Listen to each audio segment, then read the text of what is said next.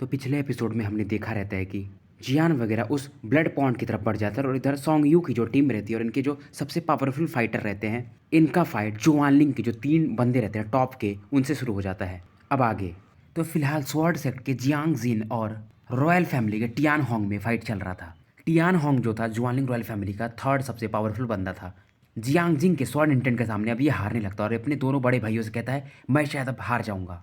फिलहाल जियांग जिन जो था टियान होंग को पूरी तरह से सप्रेस कर दिया था। अब टियांग होंग जो रहता है अपना एविल ऑरा यानी एविल ब्लड कर्स मार्क यूज करने वाला होता है, तभी इसका बड़ा भाई आकर के इसे रोक देता है। इसके बड़े भाई का नाम टियांग गान होता है। टियांग गन के समझाने पर फाइनली टियांग होंग मान जाता है और ये लोग यहाँ से निकल जाते हैं। टियांग कांग भी जो सबसे बड़ा भाई रहता है वो भी इसे समझाता है कि हम लोग इस टेक्निक को फिलहाल यूज नहीं कर सकते। अपने छोटे भाइयों को भेज करके यहाँ पर टियांग गान रुक जाता है और एक पावरफुल अटैक जियांगजिन पर करता है। इस अटैक को ब्लॉक करने में जियांगजिन को अच्छी खासी मशक्कत करनी पड़ती है। ये दोनों पुराने एक दूसरे के राइवल थे। अब टियांगन इससे कहता है तुम्हारे पास 2 ऑप्शन है, या तो तुम मेरे छोटे भाई टियान होंग से माफी मांगो या इस कंपटीशन से बाहर निकल जाओ।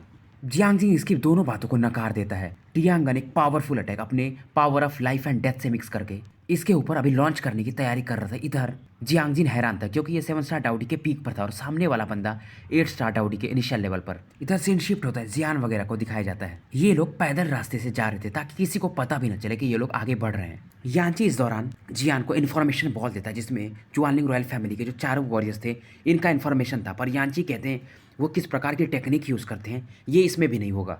ये जो इंटेलिजेंस स्फेयर था इसमें अभी क्या चल रहा है उसके बारे में भी जानकारी मिल जाती है। जियान देखता है कि टियान होंग वानजिया मैन यानी स्वॉर्ड सेक्ट के जियांगजिन के द्वारा हार गया है और जो सबसे पावरफुल बंदा था यानी टियान कांग उसने स्वॉर्ड सेक्ट के तीनों बंदों को इस समय घायल कर दिया था। लिटिल इस दौरान जियान को कहता है तुम्हें भी इस टियान आंग से बहुत ज्यादा सावधान होकर रहना पड़ेगा क्योंकि यहाँ पर यांची और लिटिल ये दोनों का स्ट्रेंथ सप्रेस हो गया था। पर यांची कहते हैं अगर तुम लोग इस ब्लड रिवर पॉन्ड में वो घोष लिक्विड को कम्प्लीटली ऑब्जॉर्व कर ली तुम आराम से उनसे फाइट कर सकते हो। इधर सीन शिफ्ट होता है, सॉन्ग यू वगैरह को दिखाया जाता है। ये काफी ज्यादा इंजर्ड थे, बगल में जियांगजिन भी पड़े थे जो काफी ज्यादा वीक थे। जियांगजिन सोच रहे थे कि ये जुआनलिंग रॉयल फैमिली वाले कर क्या रहे हैं, इनकी तो इनसे दुश्मनी भी नहीं है। ये लोग आगे भाग रहे थे और पीछे जुआनलिंग रॉयल फैमिली वाले इन्हें पीछा कर रहे थे। जियांगजिन बोलते हैं हमारे पास एक ही ऑप्शन है, हम इस कंपटीशन से बाहर निकल जाएं। पर इन बंदों का जो ऑरा है काफी एविल मुझे फील हुआ था। तभी यहाँ पर एंशिएंट डेजोलेट क्लैन वाले बंदे पर प्रकट होते हैं, डू चुन और फैंग होंग, और ये इन तीनों मतलब चारों को स्वॉर्ड सेक्ट वालों को खींच लेते हैं। टियांगन आगे आ रहा था तभी एंशिएंट डेजोलेट क्लैन के जो सबसे बड़े भाई रहते हैं यानी फैंग होंग से भी जो बड़े एक पावरफुल अटैक करते हैं और कहते हैं टियांगन अभी सही समय नहीं फाइट करने का तुमसे। टियांगन भी इस पावरफुल फोर्स के आगे कुछ नहीं कर पाता है और फाइनली स्वॉर्ड इंटेंट को ये लोग बचा करके ले जाते हैं।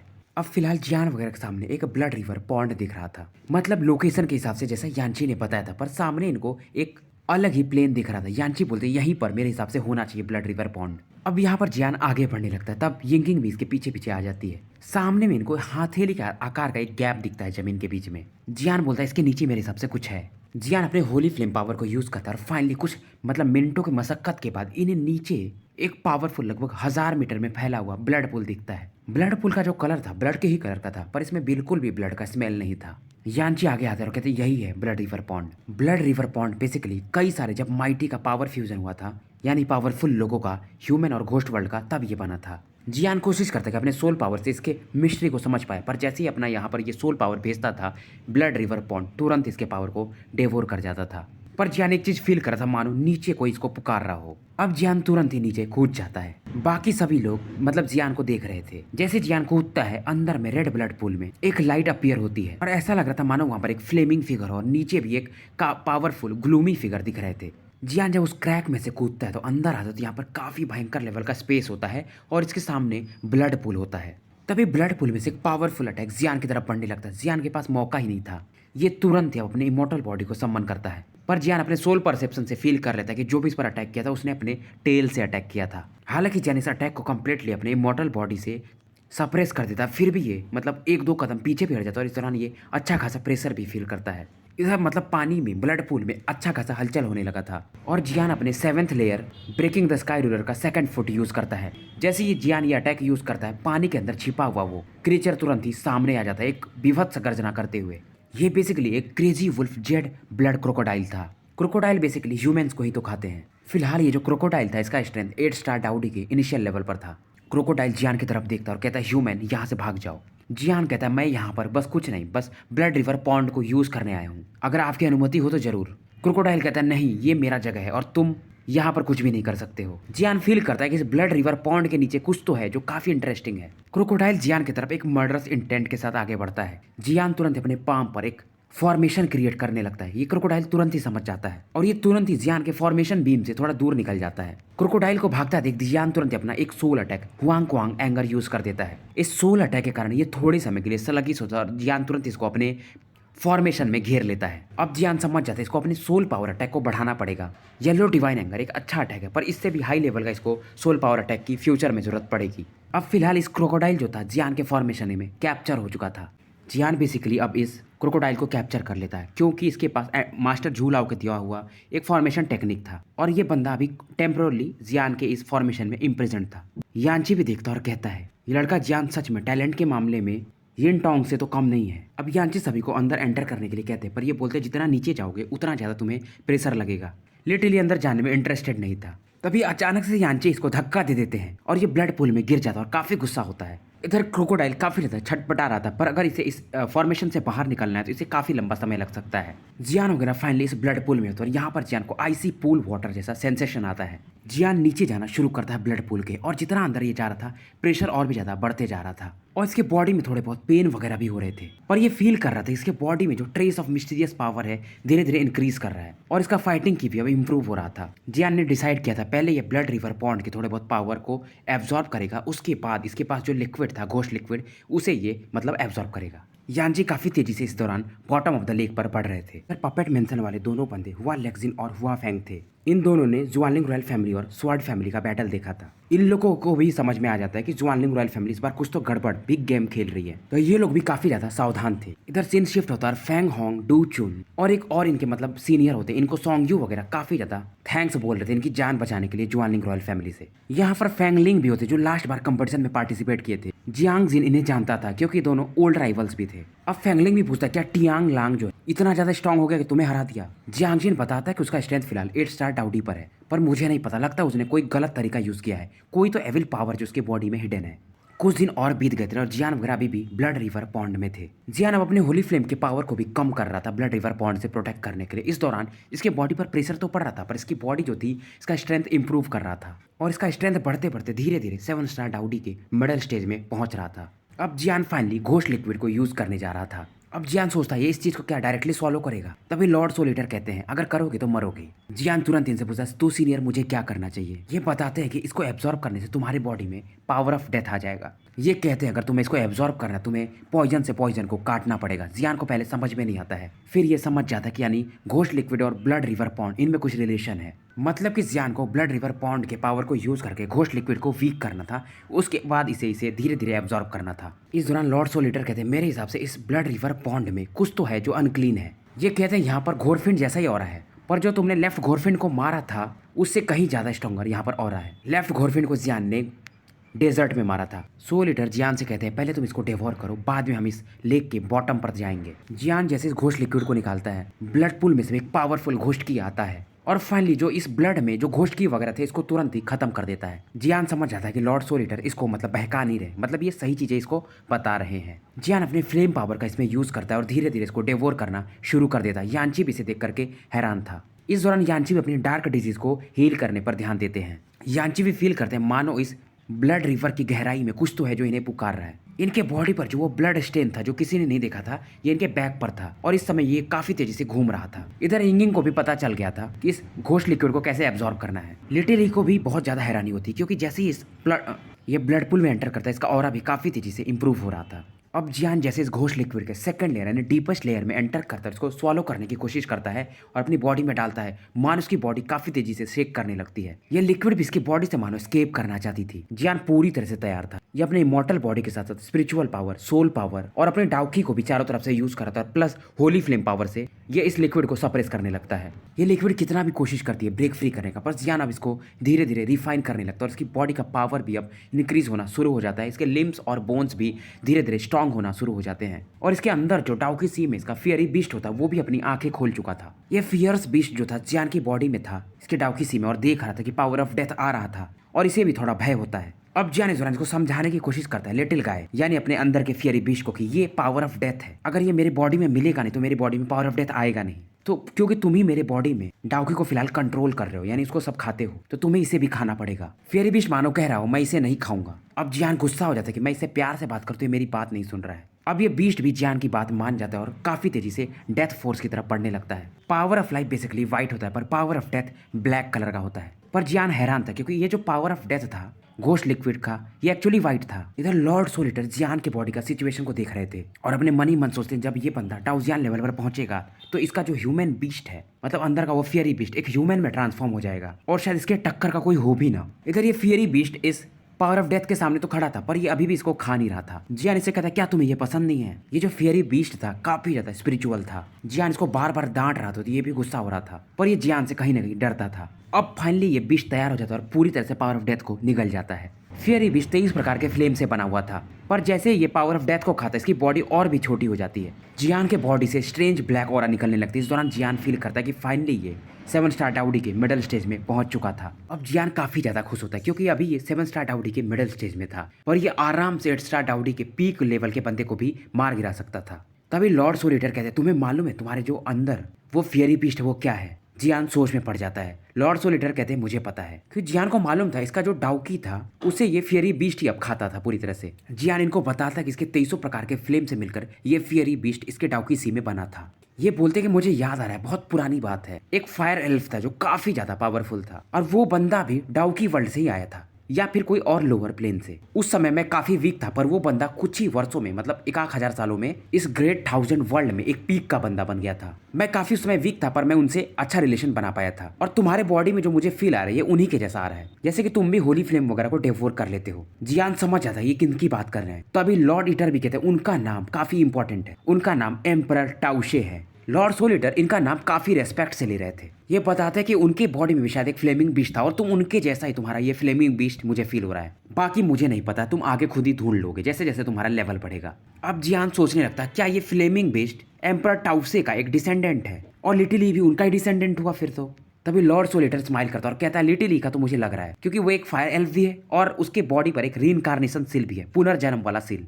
जियान इन सब चीजों को अभी तुरंत भूल जाता है और फोकस करता है। अब लॉर्ड सोल ईटर इसे कहते हैं अब तुम्हें नीचे जाकर के देखना चाहिए। लॉर्ड सोल ईटर भी बहुत ज़्यादा इंटरेस्टेड थे डीप डाउन द बॉटम पर जाने के लिए। जियान अंदर जाता है, यहाँ पर इसको एक वियर्ड घोस्ट फील होता है। अब जियान जब नीचे बढ़ने लगता है तो इसका जो होली फ्लेम का पावर था मानो कोई काफ़ी तेजी से डिवोर कर रहा हो। जियान भी एक बार को सोचने लगता है।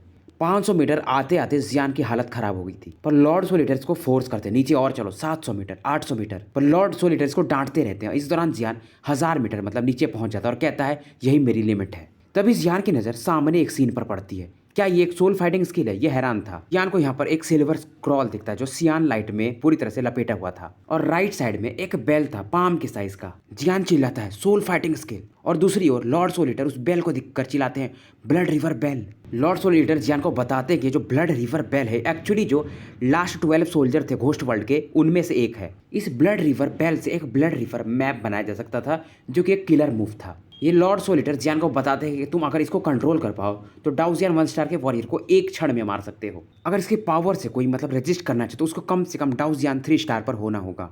तभी लॉर्ड सोल ईटर कहते हैं ये ब्लड बेल काफ़ी अच्छा है पर ये तुम्हारे लिए सही नहीं है। लॉर्ड सोल ईटर जानबूझकर ऐसा जियान से कहते हैं ताकि वो इसका डाइवर्ट कर सके माइंड। ये कहते तुम उस स्क्रॉल को देखो पहले। लॉर्ड सोल ईटर भी स्माइल करते हैं और कहते हैं वो टेक्निक सोल पावर टेक्निक है और तुम्हारा सोल पावर काफ़ी ज़्यादा बढ़ गया तो तुम इसको अच्छे से यूज़ कर सकते हो। अब ये जियान से कहते हैं क्यों ना तुम उस सोल फाइटिंग स्किल को ले लो और ये ब्लड रिवर बेल मुझे दे दो। पर जियान कहता है वैसे भी आप मेरी बॉडी में रह रहे हो तो ये दोनों मेरा होना चाहिए। अब लॉर्ड सोल ईटर भी समझ जाती है जियान को कितना भी भड़काते हैं कि तुम इसे मत लो ये काफ़ी ज़्यादा डेंजरस हो सकता है पर जियान नहीं मानता है। लास्ट में लॉर्ड सोल ईटर कहते हैं तुम्हें क्या चाहिए?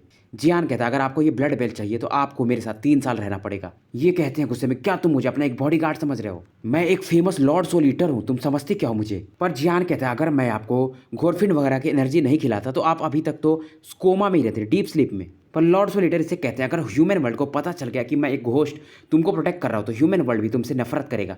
जियान कहता है उसका आप टेंशन मत लीजिए, वैसे भी ह्यूमन वर्ल्ड कोई खास अच्छा नहीं है। और फाइनली ये भी इस डील के लिए तैयार हो जाते हैं और फाइनली लॉर्ड सोल ईटर को ये बेल मिल जाता है। पर लॉर्ड सोल ईटर कहते हैं इन्हें तुम्हें ही कलेक्ट करना पड़ेगा क्योंकि अगर मैं बाहर आया तो घोस्ट वर्ल्ड को मेरा अंदाजा हो जाएगा। जियान को यहाँ पर काफ़ी ज़्यादा प्रेशर फील हो रहा था। इस दौरान ये अपने होली फिल्म से कितना भी कोशिश करता था ये उस बैल के पास नहीं पहुंच पाता था। अब जियान के पास एक ही ऑप्शन था, ये तुरंत ही अपना एंशिएंट जुआन रूलर निकालता है। वैसे भी यहाँ पर काफी सारे घोंसले जो ऑरास थे इसको कब से सप्रेस करने की कोशिश कर रहे थे। यहाँ पर एक और ट्रेजर था जिसको रिवर बेड कहते हैं और ये काफी ज्यादा जियान को मिस्टीरियस फील होता है और यहाँ पर घोष एनर्जी भी काफी ज्यादा स्ट्रॉन्ग होता है। जियान एक पावरफुल एंशिएंट जुआन रूलर से अटैक करता है और फाइनली यहाँ की घोंसले ओरा को गायब कर देता है। पर लॉर्ड सोल ईटर इस समय टेंशन में थे क्योंकि जियान के इस अटैक से कहीं जो यहाँ पर 3 ट्रेजर्स थे वो डिस्ट्रॉय न हो जाए। ये रिवर बेड थोड़ा और नीचे था और यहाँ पर एक नैरो स्पेस था जाने के लिए। जियान के अटैक से यहाँ पर क्रैक बन जाता है और जियान फाइनली इसमें एंटर करता है। पर समय काफी कम होने के कारण जियान स्पेस टेलीपोर्टेशन मेथड यूज करता है और काफी जल्दी ये रिवर बेड के ऊपर खड़ा था। फिलहाल इसको फील हो रहा था मानो एक स्क्वायर ग्लास पर खड़ा हो, पर जियान फील करता है इसके पैर के नीचे से काफी जेंटल ऑरा आ रहा था इस रिवर बेड से और मानो इसका जो power of life and death है बहुत जल्दी जल्दी रिकवर हो रहा और काफी तेजी से बढ़ रहा हो और जो घोष एनर्जी का सप्रेशन था बहुत जल्दी ही गायब भी हो जाता है। तभी लॉर्ड सोल ईटर का ध्यान जियान के पैर के नीचे जाता है। इस दौरान इनकी नजरें जो थी ब्लड रिवर बेल और स्क्रॉल पर तो थी, पर ये रिवर बेड को देखकर ये भी अचंभित थे। इस रिवर बेड में से जो शुरुआत में ब्लैक ऑरा टाइप निकल रहा था अब इसमें से एमराल्ड ग्रीन कलर का लाइट निकलता है। इस दौरान लॉर्ड सोल ईटर बताते कि जो ब्लड रिवर बेल है इसको यूज करने के लिए काफी ज्यादा ऑरा की जरूरत पड़ती है, ब्लड एनर्जी की, और ये ह्यूमन से यूज किया जाता है। ये सुनकर जियान भी कहता है मतलब ह्यूमन वर्ल्ड और घोस्ट वर्ल्ड में काफी नफरत का माहौल है। इधर लॉर्ड सोल ईटर तुरंत ही इस ब्लड रिवर बेल को डिवोर कर लेते हैं। जियान को लगता है कि पहले ये रख रहे होंगे पर ये डायरेक्टली इसको स्वालो कर जाते हैं। अब जियान की नजर इस सोल ईटर टैलिस्मैन के कहने पर सोल फाइटिंग स्किल पर जाती है और ये बताते कि शायद ये होली लेवल का फाइटिंग स्किल हो सकता है। पर ये जियान से कहते हैं ये लेवल जो है इतना ज्यादा पावरफुल है, अगर तुम नाकामयाब हुए तो हो सकता है तुम्हारा सोल ही डिस्ट्रॉय हो जाए, तो क्या तुम इसे प्रैक्टिस करना चाहोगे? जियान कहता है ऐसा कुछ हो ही नहीं सकता जिसे मैं ना मास्टर कर सकूं। अब जियान अपने सोल पावर को इकट्ठा करने लगता ताकि ये इस सोल फाइटिंग स्किल को प्राप्त कर सके, क्योंकि किसी भी प्रकार के सोल फाइटिंग स्किल को अगर तुम्हें हासिल कर रहा है तो पहले उसका तुम्हें अनुमति चाहिए होगा। पर जियान का जैसे सोल पावर उस स्किल के पास पहुंचता है मानो वो स्किल तुरंत इसके पावर को एब्जॉर्ब कर लेती है। जियान अपने सोल पावर से एक पावरफुल पाइथन अटैक बनाता है और डायरेक्टली इस स्किल पर अटैक कर देता है ताकि ये इसके आसपास जो ब्लू लाइट है उसको खत्म कर सके। फाइनली जियान इसके ब्लू लाइट को डिस्ट्रॉय कर देता है और फाइनली इस स्क्रॉल को इकट्ठा कर लेता है। पर जैसे जियान इसको पकड़ता है एक पावरफुल रिपल्सन इसमें से निकलता है। अब जियान इसे पढ़ने के लिए अपने सोल पावर इसके अंदर भेजने लगता है। जियान इसको जैसे ओपन करता है इसमें से इतना पावरफुल एनॉर्मस प्रेशर निकलता है कि जियान की बॉडी मानो झुक जाएगी। अब इस स्किल में कुछ शब्द लिखे रहते हैं जैसे कि holy rank peak soul fighting skill, इसका नाम था यू मिंग टियान। उसके बाद इसमें कविताएं लिखी हुई थी जिसकी मदद से जियान इसको मास्टर कर सकता है। अब जियान फाइनली अपनी आंखें बंद करके इस इन्फॉर्मेशन को अपने ब्रेन में कंडेंस करने लगता है और इस सोल फाइटिंग स्किल को थोड़ा बहुत प्रैक्टिस करना शुरू कर देता है। पर जियान जब इसे अपना पहला अटैक करता है तो इस पावर को ऊपर दूर खड़े 500 मीटर ऊपर यांची वगैरह फील करते हैं। इस पावरफुल फ्लक्चुएशन को फील करके यिंगिंग, यांची और इवन लिटिली भी हैरान था और ये जियान के लिए चिंतित थे। यांची का भी जो डार्क डिजीज था पहले से अच्छा खासा रिकवर हो चुका था। अभी ये लोग ऊपर आ जाते हैं और जियान का वेट करना शुरू कर देते हैं। यांची कहते हैं जैसे जियान बाहर आएगा हम हेवन हॉल के 7 लोगों को इकट्ठा करके land of the Holi flame में जाएंगे। यांची वगैरह से कुछ दूर पर कुछ लोग प्रकट होते हैं और इनमें से एक देखकर कहता है ये तो फेंगजियान पवेलियन का बनता है और इनमें से एक कहता है क्या वो मू यिंगिंग भी यहाँ पर आई है। बेसिकली वांडू सेक्ट के लोग होते हैं। इनमें यहाँ पर इनका एक सीनियर ब्रदर डूमो आया था जो कि लास्ट कंपटीशन में भी भाग लिया था और वांगजी अगर आपको याद हो तो जो जियान से भी फाइट किए थे, इवन सोलोमन के फर्स्ट इमॉर्टल मास्टर से भी फाइट किया था। पर डूमो कहता है उसके बगल में जो 2 बंदे खड़े मेरे हिसाब से वो 7 स्टार डाउडी के लेट स्टेज में है। इधर जियान कामयाब हो गया था और ये काफी खुश था। लॉर्ड सोल ईटर पूछते हैं क्या तुम सक्सेसफुल रहे? जियान कहता है हाँ। ये जो सोल अटैक था जियान का येलो डिवाइन एंगर से कहीं ज्यादा पावरफुल था। पर जियान कहता है अगर मैं इस टेक्निक को यूज करूं तो मेरा 80% सोल पावर ये एक अटैक में यूज कर लेगा, पर मैं इस अटैक से आराम से 7 स्टार डाउडी के पीक के बंदे को गिरा सकता हूं। तभी लॉर्ड सोल ईटर कहते हैं तुम्हें ऊपर जाना चाहिए, अब वैसे भी हमारा काम हो गया है, ऊपर शायद कुछ टेंशन क्रिएट हो रहा है। और जो रिवर बेड था जियान को भी नहीं पता था ये क्या चीज है, तुरंत इसको अपने रिंग में भरता है और ऊपर निकलने लगता है। इधर 10 मिनट भी बीत गए थे, यिंगिंग वगैरह चिंतित थे। इधर वांडू सेक्ट के दोनों बंदे सामने आ जाते हैं। यिंगिंग तुरंत ही वांगजी को पहचान लेती है और ये भी कहता है मुझे लगा नहीं था कि तुम सुंदर परी मुझे पहचानोगी। लिटिल इन्हें देखता और कहता है अगर तुम्हें मरना नहीं तो यहाँ से निकल जाओ। डूमो जो काफी ज्यादा पावरफुल था कहता है लिटिली इससे मैं फाइट करूंगा और वांगजी तुम इन दोनों बंदों को संभालो और शायद हम इन्हें हरा दे तो हम इनसे जो भी चाहेंगे ये लोग करेंगे। डूमो तुरंत अपने पावर ऑफ लाइफ के साथ साथ पॉइजनस फाइटिंग की को यूज करता है। लिटिली देखता और कहता है इंटरेस्टिंग। और तभी यिंगिंग यांची से कहती है कि आप वैसे भी इंजर्ड हो, मुझे इसको संभालने दो। यानी कि वांगजी को। और यिंगिंग भी फिलहाल 7 स्टार डाउडी की मिडल स्टेज में पहुंच चुकी थी। डूमो सोच रहा था ये लिटिली कहां से है, क्योंकि फेंगजियान पवेलियन में इस लेवल का बंदा तो मैंने सुना ही नहीं था। लिटिली तुरंत ही एक पावरफुल पंच अटैक से इस पर अटैक कर देता है, पर डूमो भी इसके अटैक को ब्लॉक कर देता है। लिटिली बहुत लंबे समय से फाइट नहीं किया था जियान की वजह से, और आज ये मजे लेने के मूड में था। अगर इसका स्ट्रेंथ पीक पर अभी होता, मतलब ये सप्रेस नहीं होता, तो ये एक क्षण में इसको गिरा देता। अभी तक तो लिटिली ने अपने मिल्की वाइट फ्लेम को भी नहीं यूज किया था। इधर वांगजी और यिंगिंग का भी एक फियर्स बैटल शुरू था। वांगजी एक चीज नोटिस करता, इसका पॉइजनस की कितना भी ज्यादा पावरफुल था, पर यिंगिंग पर इसका कोई प्रभाव नहीं था। इस दौरान यिंगिंग अपने इमोर्टल स्वॉर्ड को भी बाहर निकाल लेती है। अब वांगजी जब इस ऑरा को फील करता है इमोर्टल स्वॉर्ड के, तो ये यहाँ से भागने को देखता है। यिंग जैसे आगे बढ़ती है, वांगजी हंसता और कहता है गो टू हेल। यिंगिंग समझ जाती है इस बंदे ने इसको बेवकूफ बना दिया है, और ये एक powerful attack 7 faced devil plant Yingying की तरफ लॉन्च कर देता है। यिंगिंग के पास टाइम नहीं था कि अपने होली फ्लेम पावर को यूज कर पाए। यांची आगे बढ़ रहे थे यिंगिंग को बचाने के लिए, तभी आसपास के स्पेस में फ्लक्चुएशन होता है और डायरेक्टली एक खाकी फ्लेम पाम कवर इस अटैक को ब्लॉक कर देती है। क्योंकि ये जो 7 फेस्ड डेमन प्लांट था वांगजी से कनेक्टेड था, और जियान जैसे इसको डिस्ट्रॉय करता है ये खून की उल्टी करने लगता है। वांगजी को दूसरा मौका ही नहीं मिलता, जियान तुरंत ही अपने एंशिएंट जुआन रूलर से एक पावरफुल अटैक वांगजी पर कर देता है, और इस पावरफुल अटैक से जियान वांगजी का सर धड़ से अलग कर देता है। अब डूमो इस सीन को देखता तो ये भी यहाँ से भागने को सोचता है। अब लिटिली इससे भी कहते हैं अब तुम भी अपने भाई का साथ निभाओ, और ये तुरंत ही अपना पीक पावर यानी फिलहाल का 8 स्टार डाउडी का इनिशियल लेवल यूज करता है। डूमो स्तब्ध हो जाता है। तभी डूमो कहता है मुझे मत मारो, मुझे पता है तुम्हारे हेवन हॉल वाले लोग कहाँ पर है। डूमो कहता है मेरे पास उनका एग्जैक्ट लोकेशन भी है। अब डूमो सबको कहानी सुनाने लगता है कि जुआनलिंग रॉयल फैमिली का हेवन जो फैमिली है उसका एक बंदा मर गया है। अब ये तीनों बंदे मिल करके हेवन हॉल वाले 7 बंदों को टारगेट कर रहे हैं, और हेवन हॉल के मेरे हिसाब से बंदों का जो स्ट्रेंथ है अभी भी पीक पर नहीं है। पर ये कहता है अगर तुम लोग कितना भी जल्दी करोगे शायद वो लोग मारे जा चुके होंगे। जियान इतना गुस्से में था कि ये डूमो पर एक पावरफुल सोल फोर्स अटैक करने लगता है। फिर यांची के समझाने पर ये इसको मारता नहीं है। अब जियान इसे पूछता है उनका लोकेशन क्या है, ये बताता है नॉर्थर्न मोस्ट हिल्स पर वो लोग हैं। अब जियान काफी गुस्से में था, बोलता है इस बार तो मैं उन तीनों को मार दूंगा। उसके बाद इस बंदे को यानी डूमो को छोड़ करके ये चारों लोग काफी तेजी से उस डायरेक्शन में निकल जाते हैं। पर जियान के जाने के बाद ये डूमो हंसता और कहता है जियान तुमने काफी अच्छा किया इस वांगजी को मार करके, क्योंकि वांगजी को ज्यादा लोग मतलब पसंद करते थे वांडू सेक्ट में, और यही आगे जाकर के फ्यूचर सेक्ट लीडर भी बन सकता था। इधर सीन शिफ्ट होता है, किंगजिंग, लिंगजुआन, मुफेंग वगैरह को दिखाया जाता है जो फर्स्ट लेयर पर होते हैं। फर्स्ट फ्लोर पर जुआनलिंग रॉयल फैमिली का वो बंदा की हाउकिंग होता है जो जियान से बचकर भाग गया था, और की हावरान को जिसको जियान ने मारा था। तो ये बेसिकली लिंगजुआन वगैरह को टारगेट करने की कोशिश कर रहा था। हालांकि 7 स्टार डाउडी पर था, फिर भी ये सेकंड लेयर पर नहीं गया था। इस दौरान मुफेंग आगे मतलब काफी दूर अपने यिन एंड यांग गॉसिप से 7 हेवन हॉल वाले लोगों को फील करता है, और इसी टेक्निक से इसने अभी तक सबको बचा कर भी रखा था। इधर किंगजिंग, लिंगजुआन, मुफेंग के पीछे 100 और लोग होते हैं इन्हीं के टीम के। इधर सीन शिफ्ट होता है, टियान होंग को दिखाया जाता है ये की हाउकिंग से बात करता, तुमने उन लोगों को अभी मारा क्यों नहीं, मतलब फेंगजियान पवेलियन वालों को। तो की हाउकिंग बोलता है कि बेसिकली वो लोग मुझे अवॉइड कर रहे हैं, मतलब मैं जा रहा हूं पर वो लोग भाग जा रहे हैं। इधर सीन शिफ्ट होता है, हेवन हॉल के 7 लोगों को दिखाया जाता है। ये लोग एक बैरियर के अंदर थे। इस दौरान ये लोग बात कर रहे होते हैं कि जुआनलिंग फैमिली का जो हेवन टीम है उनके 3 ही लोग बचे हैं, और ये काफी खुश थे। और ये लोग अंदाजा लगाते हैं कि शायद एक बंदे को जियान नहीं मारा होगा, पर इनका लीडर मू टियानयुन कहता है पर फिर भी हम इन तीनों को भी नहीं हरा पा रहे हैं, क्योंकि हम काफी ज्यादा फिलहाल वीक हैं। फिलहाल ये लोग इस फॉर्मेशन को मेंटेन किए हुए थे, जिसकी वजह से जुआनलिंग रॉयल फैमिली वाले इन्हें मार नहीं पा रहे थे, और इस बैरियर में से सोल पावर लगातार निकल रहा था, जिसकी वजह से इनका पावर भी धीरे धीरे हील हो रहा था। फिलहाल यहाँ पर हेवन टीम के 2 ही बंदे होते हैं, और इनका सबसे बड़ा भाई जो था वो लैंड ऑफ होली फ्लेम्स में गया था, और यहाँ पर फिलहाल टियान होंग और टियान जोंग होते हैं। अब ये लोग डिसाइड करते कि ये लोग इस फॉर्मेशन को ही तोड़ देंगे और फाइनली इन 7 लोगों को मार देंगे, और साथ में यहाँ पर की हाउकिंग भी था। मू टियानयुन इन लोगों का इशारा समझ जाते हैं, और ये फाइनली तैयार हो जाते हैं बैटल के लिए। पर इनको डर था, क्योंकि इनमें से जो एक बंदा था टियान होंग, उसका स्ट्रेंथ लगभग 8 स्टार डाउडी पहुंच रहा था। बाकी दोनों को तो ये संभाल लेंगे,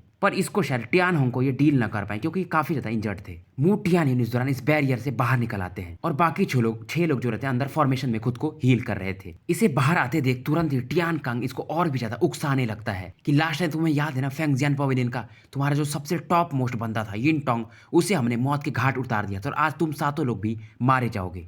टियानयुन काफी ज्यादा गुस्से में होते हैं और एक पावरफुल अटैक इस पर यानी टियान कांग पर कर देते हैं, पर टियान कांग कहता है तुम मेरे अपोनेंट नहीं हो फिलहाल, और ये तुरंत ही अपनी बॉडी से एलियन रेस का पावर रिलीज करने लगता है यानी कि ब्लड कर्स। टियान कांग का ऑरा काफी ज्यादा बढ़ जाता है और ये एक पावरफुल अटैक मू टियान्यून की तरफ लॉन्च करने लगता है और कहता है अब मरने के लिए तैयार हो जाओ। मू टियान्यून जान गए थे आज शायद इनका आखिरी दिन है और जो टियान कांग ने अभी एक पावरफुल अटैक एविल फिंगर किया था इसके बीच में जियान आ जाता है और ये कहता है मेरे फेंगजियान पवेलियन को अगर कोई भी हट करेगा तो आज मैं उसको मौत के घाट उतार दूंगा। जियान की आवाज सुनते ही टियान यून भी अब काफी ज्यादा शांत हो जाते हैं। उसके बाद जियान अपने पावर से इनकी बॉडी को थोड़ा बहुत ऑरा देता है जिससे कि इनकी बॉडी हील होने लगती है। एविल बीम ऑफ लाइट को जियान देखता आते हुए और स्माइल करता है। इस बार जियान अपने होली फ्लेम पावर से एक पावरफुल जायंट टाइगर बना देता है और इस अटैक को तुरंत ही डिसॉल्व कर देता है। जियान को देख करके थर्ड ब्रदर यानी टियान होंग का भी चेहरा एकदम उदास हो जाता है। इनको भी मालूम था कि इनके बॉडी का एविल ऑरा जो है जियान वगैरह को पता चल चुका है। अगर ये बात बाहर गई तो इनके लिए काफी नुकसानदायक हो सकता है। अब फिलहाल टियान होंग, टियान कांग और की हाउकिंग तीनों तैयार हो जाते हैं जियान पर अटैक करने के लिए। वहीं लिटिल यी, यिंगिंग और यानची तुरंत ही उस बैरियर को पार करके छह वो लोग जो थे हेवन हॉल के उनके पास चले जाते हैं। पर लिटिल यी यहाँ से तुरंत ही जियान के पास वापस आ जाता है। जियान सबसे पहले टियान कांग की तरफ देखता है। इसका स्ट्रेंथ हाफ स्टेप 8 स्टार डाउडी पर था और प्लस एविल ऑरा के कारण शायद ये 8 स्टार डाउडी का बंदा होगा। इधर टियान होंग और की हाउकिंग भी जियान पर अटैक करने वाले होते तभी लिटिल यी कहता है इसे इन दोनों को मैं संभालूंगा और आप इस टियान कांग को देखिए। ये दोनों स्तब्ध थे तभी टियान कांग कहता है तुम दोनों सावधान है ना इस लिटिल यी से, इसका ऑरा मुझे काफी ज्यादा वियर्ड फील हो रहा है। टियान कांग की इस समय बॉडी जो रहती है पूरी तरह से एविल ऑरा से भरी हुई होती है पर जियान की इस अटैक से इसका जो ऑरा रहता है थोड़ा बहुत एविल वाला कम हो जाता है। पर ये जियान के अटैक को अपने यिन डेमन क्लॉथ से ब्लॉक कर देता है। इधर हेवन हॉल वाले हैरान थे क्योंकि जियान का स्ट्रेंथ 7 स्टार डाउडी के मिडिल स्टेज पर था। वहीं सामने वाला बंदा 8 स्टार डाउडी के आसपास था। फिर भी जियान इसके सामने बिल्कुल भी कमजोर नहीं था। अब तो टियान कांग की जो बॉडी से पूरी तरह से एविल ऑरा बाहर आने लगती है। जियान भी नहीं रुकता, ये तुरंत अपने 7th layer breaking the sky ruler का 6 फीट टेक्निक यूज कर देता है। टियान कांग भी अपने स्वॉलन पाम से एक पावरफुल अटैक जिसमें पूरी तरह से एविल ऑरा भरा हुआ था जियान की तरफ लॉन्च कर देता है और जियान से कहता है गो टू हेल। जो टियान कांग का अटैक था इस समय ये 5 एविल बीम ऑफ लाइट में कन्वर्ट हो जाता है और जियान के अटैक को सप्रेस करने लगता है और धीरे धीरे ये जियान की बॉडी के आसपास घूमने लगता है। ये पांचों बीम ऑफ लाइट जियान के अटैक को कंप्लीटली नलीफाई कर देते हैं और जियान को चारों तरफ से घेर लेते हैं। अब टियान कांग जो रहता है कि हाउकिंग से कहता है तुमने तो कहा था काफी पावरफुल है पर इसे तो मैंने अभी जेल में बंदी बना लिया है। टियान कांग अब अपनी 5 बीम ऑफ लाइट को सप्रेस करने लगता है। अगर ऐसा चलता रहा तो जियान चकनाचूर हो सकता है और इस कंप्रेशन के कारण ये जो जियान की बॉडी थी एक व्हाइट स्मोक में बदलकर गायब हो जाती है। टियान कांग समझ जाता है ये तो फेक बॉडी है। अब जियान इसको कहता है अगर तुम अपना सबसे पावरफुल अटैक नहीं यूज करोगे तो मरने के लिए तैयार हो जाओ। टियान कांग बोलता है जैसा तुम्हारी इच्छा। अब टियान कांग के जो बॉडी में power of life and death रहता है ये इसको भी अपने एविल पावर से रिप्लेस कर देता है। जियान इसके अटैक को देख रहा था और स्माइल कर रहा था। अब जो टियान कांग के अंदर वो जो एविल ऑरा थी जियान को थैंक यू बोलता है क्योंकि ये जो एविल ऑरा थी इस समय टियान कांग के बॉडी पर पूरी तरह से कंट्रोल पा लिया था। अब जियान पूछता है तुम घोरफिंड के 4 इनवॉइस में से कौन से हो। घोरफिंड भी कहता है तुम्हें कैसे पता है, पर ये कहता है अब तुम मरने के लिए फिर भी तैयार हो जाओ। तभी जियान कहता है तुम्हारे जो 4 मैसेंजर हैं उन सभी को मैंने ही मारा है। ये सुनकर के ये घोरफिंड और भी ज्यादा गुस्सा हो जाता है। ये घोरफिंड जो भी था सेकंड स्ट्रॉन्गेस्ट था, चारों घोरफिंड में से एक था। अब टियान कांग के बॉडी में जो घोरफिंड था काफी तेजी से जियान की तरफ बढ़ता है और एक पाम अटैक जियान पर लॉन्च कर देता है। जियान हालांकि अपनी बॉडी को होली फ्लेम से प्रोटेक्ट करता है पर ये इस अटैक से 10 कदम पीछे हट जाता है। अब ये जो घोरफिंड था सेकंड नंबर का बेसिकली टियान कांग को पूरी तरह से एब्जॉर्ब करने लगता है। टियान कांग कहता है ये आप क्या कर रहे हो। घोरफिंड कहता है अगर मैं ऐसा नहीं करूंगा तो मैं इस लड़के को मार भी नहीं पाऊंगा। पर टियान कांग जानता था कि अगर ऐसा हुआ तो ये मारा जाएगा। अब ये एविल पावर टियान कांग को पूरी तरह से कंट्रोल करने की कोशिश करने लगता है और टियान कांग रेजिस्ट करने की। जियान भी समझ जाता है ये टियान कांग एक अच्छा लड़का है, इसे नहीं पता कि एविल ऑरा कितनी ज्यादा पावरफुल है। और जियान तुरंत अपने एंशिएंट जुवान रूलर से एक पावरफुल अटैक टांग कांग की बॉडी पर पियर्स करके फेंक देता है। हालांकि टांग कांग मरने लगता है फिर भी ये जो एविल हो रहा था और भी ज्यादा स्ट्रांग होते जा रहा था और ये एक विकेट स्माइल दे रहा था। घोरफिंड जियान को थैंक यू बोलता है। इस समय तो जो आसमान भी था पूरी तरह से एविल ऑरा से भर चुका था और रिंगिंग काफी तेजी से जियान की तरफ बढ़ने लगती। यानची हैरान था, इसकी बहन लगता है काफी ज्यादा बावली हो चुकी है। इस समय इस एविल ऑरा के कारण टांग सांग के बॉडी पर कई सारे मिस्टीरियस पैटर्न बनने लगते। ये देख करके अंदर से लॉर्ड सोलिटर कहते हैं मुझे लगा नहीं था कि ये मतलब रून्स वगैरह को भी पैटर्न वगैरह को भी यूज कर सकता है। जियान भी समय तब था, ये जानता था कि होली फ्लेम पावर भी शायद इस मिस्टीरियस पैटर्न को डिफीट न कर पाए। लॉर्ड सोलिटर जियान से कहते हैं फायर कॉन्कर्स ऑल थिंग, मतलब तुम फायर से इसे मार सकते हो, मतलब तुम्हें टेम्परेचर इतना ज्यादा बढ़ाना पड़ेगा तो ये एविल ऑरा अपने आप समाप्त हो जाएगा। पर तुम कितना भी कोशिश कर लो शायद तुम उस लेवल पर नहीं पहुंच सकते हो। अगर तुम उस लड़की का भी पावर यूज कर लो फिर भी। जियान के दिमाग में एक ही ख्याल आता है इस समय, ये तुरंत ही अपने फ्लेम स्क्वायर को सम्मन करता है। अगर आपको याद हो तो फ्लेम स्क्वायर से ही जियान ने हुंटी आंडी को मारा था जहां पर मतलब ये 2300 प्रकार के फ्लेम को सम्मन कर सकता था। इस समय जियान के बॉडी से सभी प्रकार के फ्लेम अलग अलग सेपरेट होने लगते हैं और इस स्टोन पिलर पर अलग अलग जगह इकट्ठा होना शुरू हो जाते हैं। पहले जियान के पास 22 प्रकार के फ्लेम थे, अब इसके पास 23 थे। 23वां फ्लेम जियान ने लॉन्ग ही के फायर वर्ल्ड से यानी ड्रैगन जो लॉन्ग था उसके यहाँ से कलेक्ट किया था। इधर 23वां फ्लेम इस समय स्टोन स्क्वायर पर अलग अलग प्लेटफॉर्म पर इकट्ठा हो चुके थे। लॉर्ड सोलिटर भी इस समय शॉक्ड थे। यिंगिंग भी जो जियान की हेल्प करने आई थी ये भी इस सीन को देख करके सरप्राइज थी। इधर इस घोरफिंड ने भी अपने सबसे पावरफुल अटैक गोर डेमन हैंड तैयार कर लिया था। जियान इन सभी सोल फ्लेम में से हेवनली फ्लेम में से एक